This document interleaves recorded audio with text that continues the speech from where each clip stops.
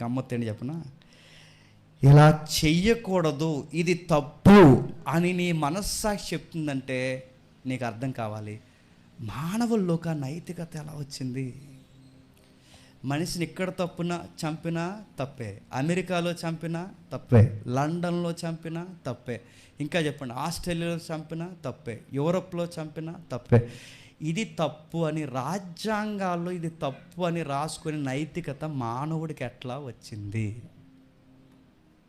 మనకు అర్థం కావాల్సింది ఏంటి చెప్పనా, మనిషికి పుస్తకాల్లోకి ఈ చట్టాలు ఎక్కక మునిపే చెప్పండి నైతికత అనేది లోపల చెప్పండి రన్ అవుతుంది.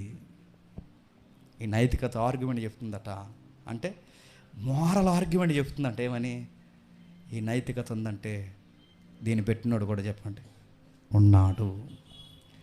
ఇక్కడ తప్పు, ఈ నరహత్య తప్పు, అబద్ధం తప్పు, దొంగతనం తప్పు, ఎదుటోళ్ళు లాక్కోవడం తప్పు నడుతున్నాను. 10 కమెంట్స్లో ఉన్న కంటెంట్ లేకుండా ఏ రాజ్యాంగం అన్నా ఉందా? ప్రతి రాజ్యాంగంలో 10 కమెంట్స్ ఏవైతే ఉన్నావో దాని కంటెంట్ని బేస్ చేసుకునే రాజ్యాంగం ఉండాలి.